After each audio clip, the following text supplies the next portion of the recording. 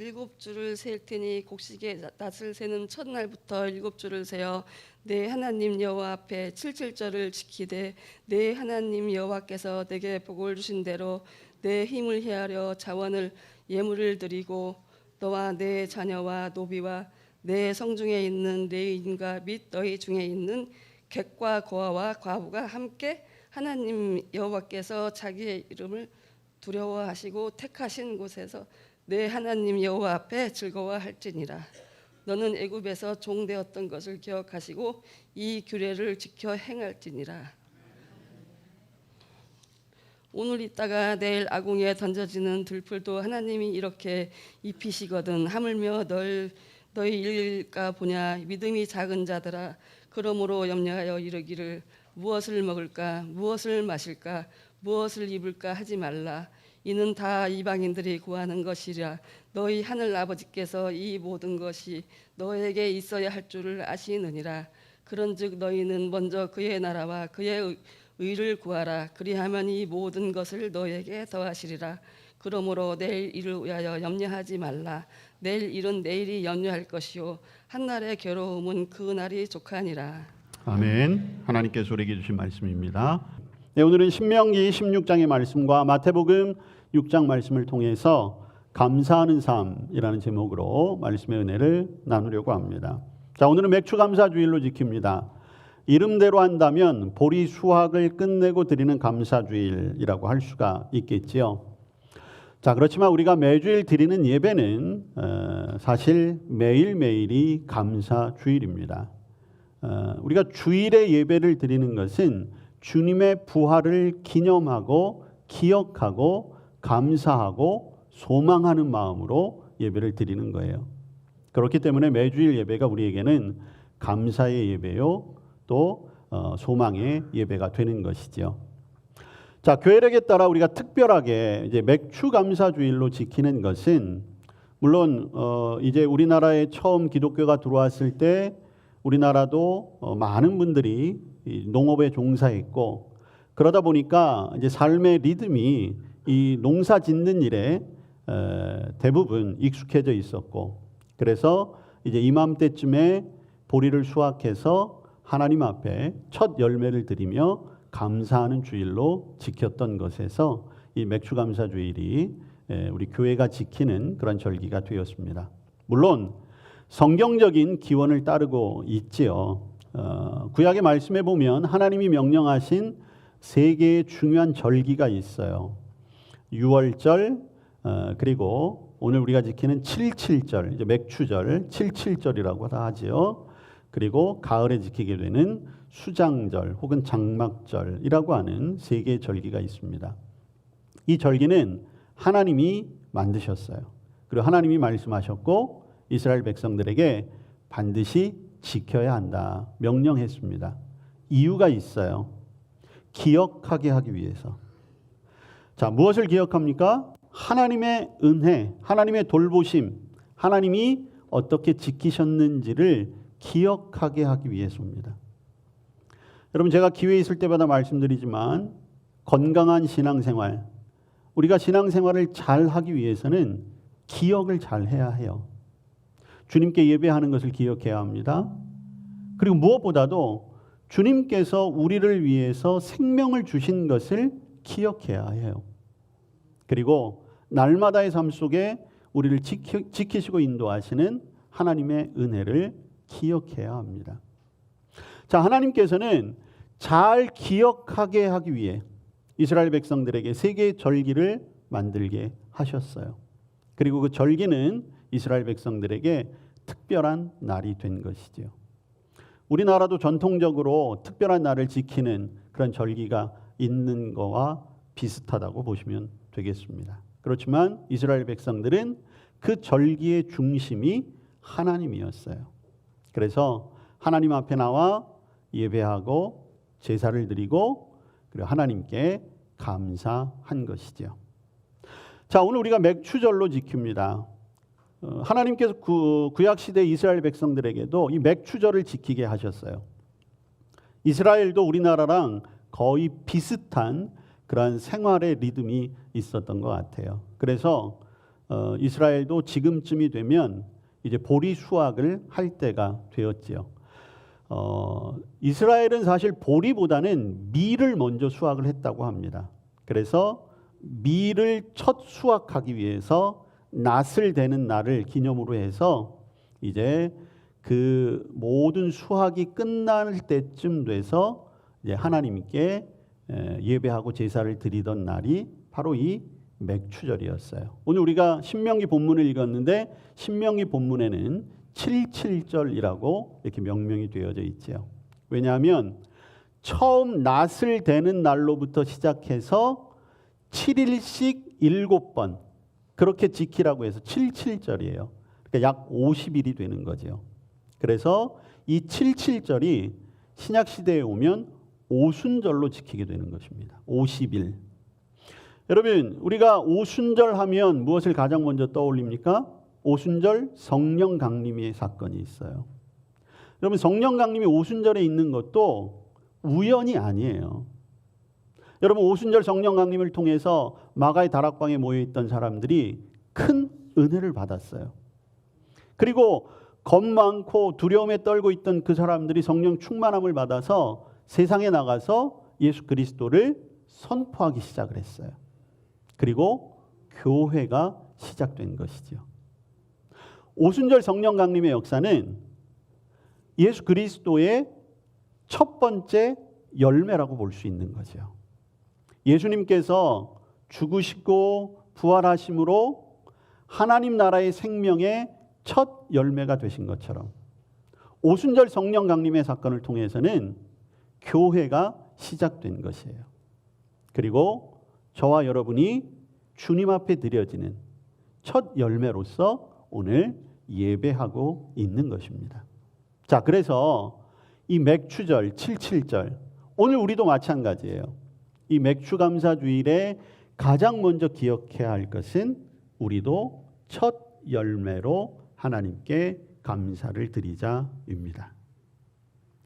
자, 저와 여러분의 첫 열매는 무엇일까요? 우리가 농사를 지었다면 밀도 있고 보리도 있고 여러 가지 수확물도 있을 텐데 여러분, 우리가 드릴 수 있는 첫 번째 열매, 지난 6개월 동안 하나님께서 여러분들에게 어떤 열매를 맺게 하셨습니까?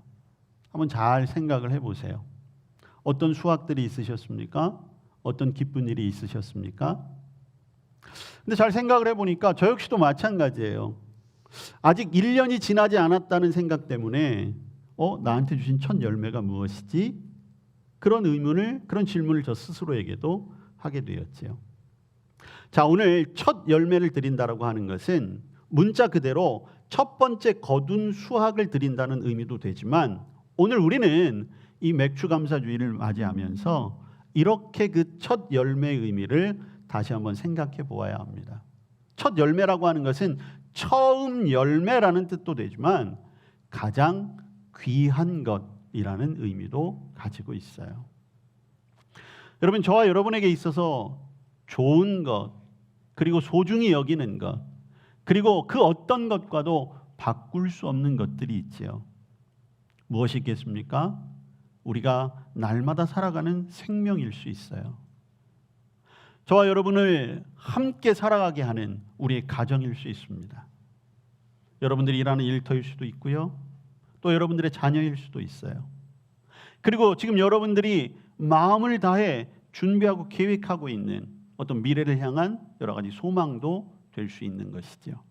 오늘 우리는 그 모든 것에 대해 먼저 하나님 앞에 감사하고 하나님 앞에 맡기는 주일이 되어야 할 것입니다.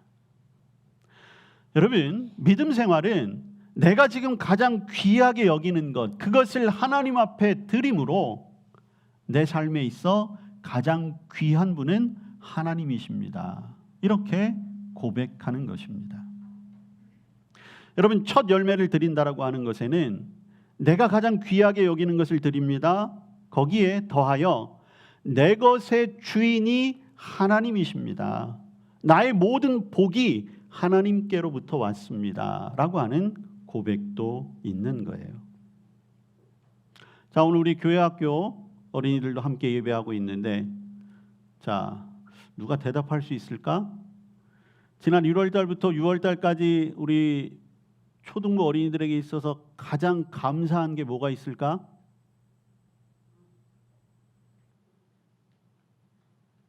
저를 보고 그냥 웃기만 하고 있어요. 저 웃음 속에 모든 답이 있는 것 같습니다. 우리 어린이들이 저렇게 예배할 수 있는 것, 우리 어린이들이 공부할 수 있는 것, 우리의 자녀들이 부모님의 사랑을 받고 건강하게 자랄 수 있는 것, 그게 우리 자녀들에게 있어서는 감사의 제목이 될 수도 있는 것이죠. 여러분들에게는 과연 어떤 감사의 제목이 있습니까? 지난 6개월을 한번 조용히 돌이켜 보십시오. 여러분들에게 수많은 일들이 있었겠죠.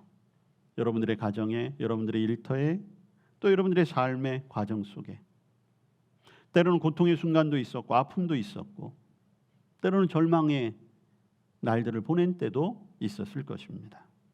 원망했던 때도 있을 거예요. 그러나 여러분, 오늘 우리가 그 모든 것을 생각하고 되뇌어 볼 때 사실 우리의 고백은 하나밖에 없어요. 모든 것을 합력하여 선을 이루시는 하나님. 좋은 일, 나쁜 일, 기쁜 일, 슬픈 일, 이 모든 것이 결국엔 하나님이 선하게 하신다. 그것이 저와 여러분의 오늘 믿음의 고백이 되시기를 바랍니다. 물론 여전히 아직까지 해결되지 못한 문제들도 있어요. 지금도 여러분들이 겪고 있는 여러 가지 어려움도 있을 것입니다. 그러나 여러분 걱정하지 마세요. 그 결론은 정해져 있어요. 모든 것을 선으로 이끌어 주시는 하나님의 은혜가 지난 6개월을 우리를 지키셨듯이 남아있는 6개월도 우리의 삶 속에 반드시 지키시고 인도해 주시고 선한 곳으로 함께 주실 줄로 믿습니다. 우리 하나님은 선한 목자이시잖아요. 목자를 따라가면 그 길 끝에는 항상 푸른 초장과 쉴 만한 물가가 있는 것입니다. 그 은혜를 감사하고 또 그 은혜를 소망하는 오늘 우리 맥추감사 주일이 되시기를 축복합니다. 맥추절의 정신이 바로 여기에 있어요. 오늘 우리의 가장 귀한 것, 우리가 누리고 살았던 모든 것이 하나님께로부터 왔습니다. 이제 내가 내 삶을 온전히 하나님께 예배하는 자로, 하나님께 영광을 돌리는 자로 살겠습니다. 결단할 수 있는 저와 여러분 되시기를 바랍니다. 두 번째 맥추절의 의미는 무엇인가? 여러분 신명기 말씀을 쭉 읽어가다 보면 오늘 우리가 읽진 않았지만 신명기 16장 22절에 보면 하나님이 이렇게 명령하세요. 너희 땅에 곡물을 벨 때에 밭 모퉁이까지 다 베지 말며 떨어진 것을 줍지 말고 너는 그것을 가난한 자와 객을 위하여 버려두라. 나는 너희 하나님 여호와니라. 이렇게 말씀하셨어요. 지난 1년 동안 열심히 수고하고 애썼습니다. 이제 수확을 앞두고 있는데 하나님께서 모퉁이의 것은 내버려 두라는 거예요. 여러분 이스라엘 백성들은 수확을 할 때 수확의 원칙이 있어요. 밭이 대개 이렇게 네모나잖아요. 그러면 그 가운데를 중심으로 해서 원을 그려요. 그러면 그 원 안에 들어온 것만 내 거예요. 원 밖에 남아있는 것은 오늘 말씀하신 대로 그냥 내버려 두어야 하는 거예요. 그는 가난한 사람들, 나그네들, 그리고 노동력이 없어서 일을 할 수 없는 사람들의 몫이에요. 여러분 맥추절은 함께 기쁨을 나누는 절기예요. 감사를 나누는 절기입니다. 여러분 그래서 우리 교회도 지난 창립 110주년 때부터 이 일을 우리 맥추감사주일에 한번 해봅시다 해서 오늘 여러분들이 드린 헌금 가운데 일부를 각막 이식을 위한 그런 후원금으로 드리는 거예요. 그 비용이 300만 원이에요. 300만 원. 아까도 잠깐 보았지만 아직 우리나라는 이 장기기증 문화가 그렇게 많이 발달하지 않아서 늘 부족하대요. 각막도 부족하고 신장도 부족하고 그러는데 이 각막 같은 경우가 이제 수입을 할 수 있는 길이 많이 열려 있어서 그러한 통로를 통해서 많은 분들에게 이제 각막 이식을 이제 하게 됩니다. 물론 이제 한 사람이 수술을 받기 위해서는 더 많은 비용이 들어가지만 또 우리 교회가 헌금을 하고 또 아까 그 일을 하는 그러한 재단에서 또 여러 가지 경로를 통해서 이제 후원을 통해 그렇게 앞을 볼 수 있는 길을 열어주게 되는 것이죠. 물론 우리 교회 입장에서는 뭐 우리 나름대로 큰 일이라고도 할 수 있지만 또 작은 일이 될 수도 있는 거예요. 그렇지만 우리가 함께 우리 주변의 어려운 이웃을 돌보고 또 그들과 함께 기쁨을 나눈다는 의미에서 이 일은 우리 교회 공동체가 끝까지 이루어 가야 할 선한 일이라고 생각을 합니다. 우리가 그냥 돕는 것이 아니라 하나님께서 명령하신 대로 순종하며 이 일을 하고 있다는 것을 여러분들 기억하시고 이 사업을 위해서도 늘 기도하고 관심을 가져주시기를 바랍니다. 오늘 우리가 받은 은혜를 나만 누리는 것이 아니라 나누고 베풀 수 있는 것, 그리고 그렇게 할 수 있도록 또 우리의 손길들을 열어주신 그 은혜를 감사하는 오늘 이 주일이 되시기를 바랍니다. 우리가 잘 아는 말씀 데살로니가전서 5장 16절에서 18절 말씀, 항상 기뻐하라, 쉬지 말고 기도하라, 범사에 감사하라. 날마다 감사하고 모든 일에 감사하는 것, 그것이 우리의 본분이 되는 줄로 믿습니다. 자, 그러면 이렇게 감사하는 자들에게 하나님의 약속이 있습니다. 자, 첫 번째 약속은 무엇이냐?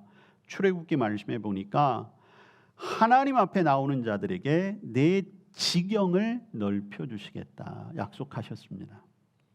여러분, 지경이 넓혀진다는 것, 우리의 삶의 영향력들이 넓혀진다는 거예요. 우리의 살아갈 땅이 넓어진다는 것이죠. 어떤 의미입니까? 여러분, 하나님의 복은 우리 안에 머물러 있는 그러한 어떤 작고 째째한 그런 복이 아니라는 거예요. 하나님은 언제나 우리를 풍성하게 하시고 우리의 능력 이상으로 우리를 통해 하늘의 복이 나타날 수 있도록 하신다는 것이죠. 가끔 우리는 우리의 모습을 보면서 스스로 위축될 때가 너무 많아요.